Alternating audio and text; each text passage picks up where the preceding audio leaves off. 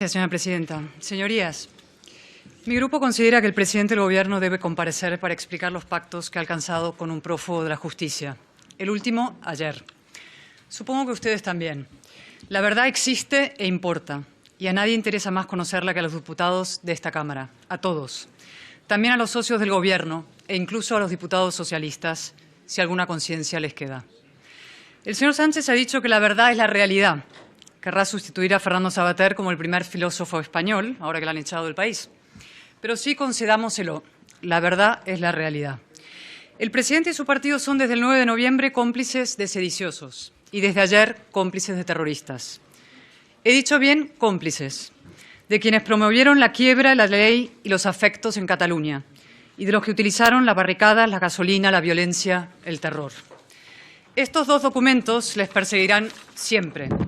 El primero sella una transacción corrupta. Yo te borro los delitos a cambio de que tú me mantengas en el poder.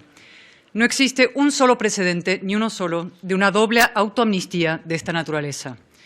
El segundo hunde al PSOE en un abismo jurídico y moral. Es una enmienda técnica, ha dicho el señor Bolaños, con el cuajo que le caracteriza. Borrar delitos terroristas, un tecnicismo. Y añadió, ojo, solo aquellos que no suponen una violación grave de los derechos humanos. Es decir, solo las violaciones light. ¿Y quién dice que una violación es grave o light? El Gobierno. Desde ayer hay dos tipos de terrorismo, el que viola los derechos humanos y el que te garantiza 7 votos para seguir en la Moncloa. El señor Sánchez debe explicar esta aberración en sede parlamentaria. Debe explicársela a los ciudadanos que sufrieron el salvaje asalto al Prat y las noches de fuego y violencia en Barcelona, y sobre todo a los policías heridos. Yo visité a uno de ellos en el hospital. Estaba tumbado en una camilla con el cráneo partido y los pulmones encharcados, luchando por su vida. Una víctima del terror separatista, sí, que ahora Sánchez legitima para seguir en el poder. Por cierto, supongo que Bildu también querrá que comparezca. Les interesará saber si también va a amnistiar a los terroristas de ETA. A chapote de momento difícil, claro, aunque todo se andará. Pero a los procesados por colaboración, extorsión, amenazas, estragos, ¿por qué no? A ver si el principio de igualdad también va a quedar derogado para terroristas. ¿Y el secuestro? ¿Qué hacemos con el secuestro? El de Ortega Lara, 532 días en un zulo, podría constituir una violación grave de los derechos humanos, según la doctrina Bolaños. O como es de Vox, no. Quiero ahora dirigirme a los diputados de Junts. A ustedes también les interesa que el señor Sánchez dé la cara. Y es que entre sus promesas y sus hechos suele mediar algo llamado precisamente la realidad. Lo habrán comprobado tras la aprobación esperpéntica de los últimos decretos ley. Bolaños, quitar el artículo 43 bis no cambia nada. Sánchez, la expulsión de inmigrantes seguirá siendo competencia de la Administración Central.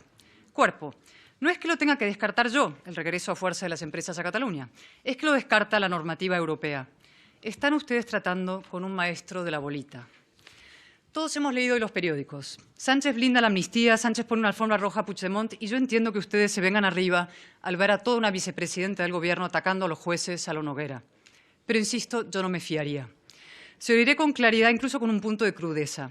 Su inconstitucional, antieuropea y corrupta ley de amnistía no tiene futuro. Pierdan toda esperanza.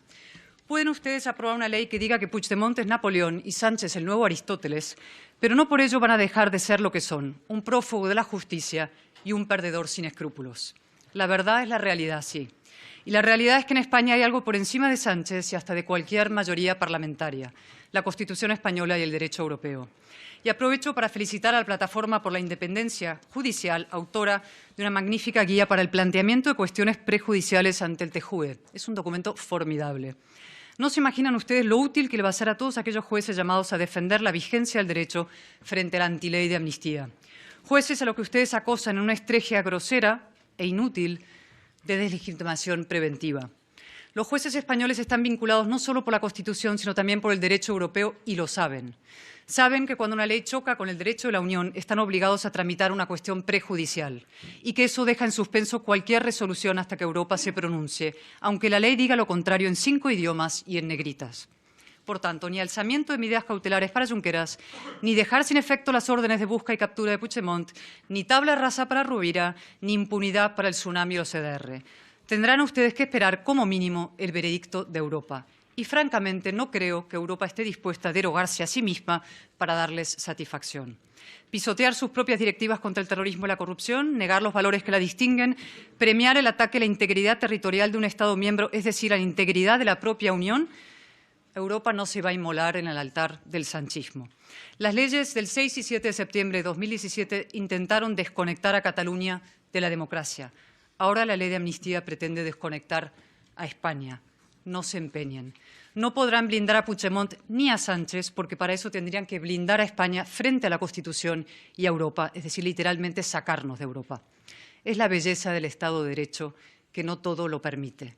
La verdad es la realidad, que diría el filósofo. Finalmente, quiero dirigirme a los socialistas. Su portavoz, el señor López, ha dicho que le incomodan los pactos con Junts sobre inmigración. Nos enternece doblemente. Primero, porque no le hemos oído decir que le incomodan los pactos sobre terrorismo. ¿Qué le van a incomodar si, como ya hemos dicho, lo traga todo? Y segundo, porque no parece que le haya incomodado nunca la xenofobia ejercida por Junts, y debo decir también por Esquerra, contra los catalanes constitucionalistas y el resto de españoles.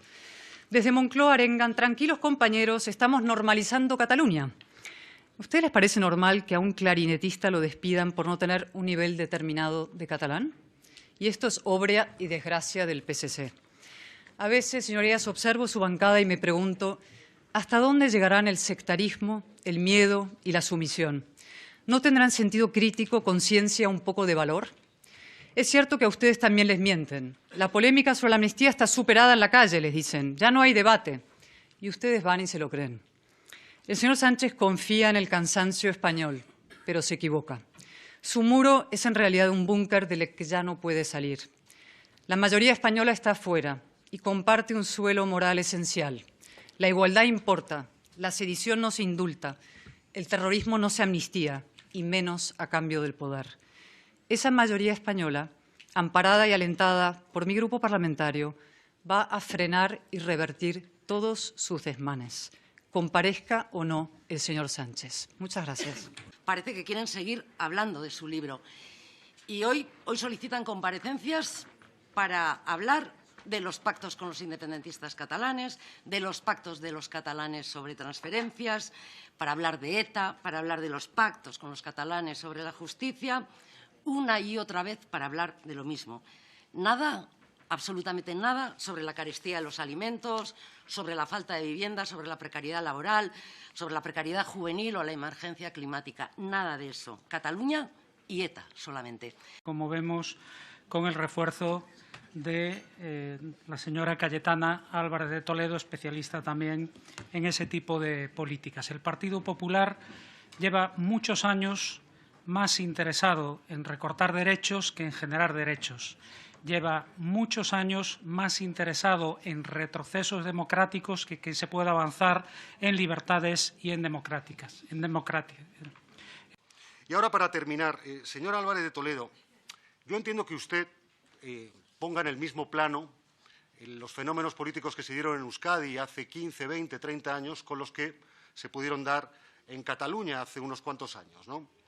Pero yo le pregunto a usted, señor Semper, que está ahí sentado, ¿de verdad le parece razonable equiparar lo que ocurría en Euskadi hace 10, 15, 20, 30 años con lo que ocurrió en Cataluña?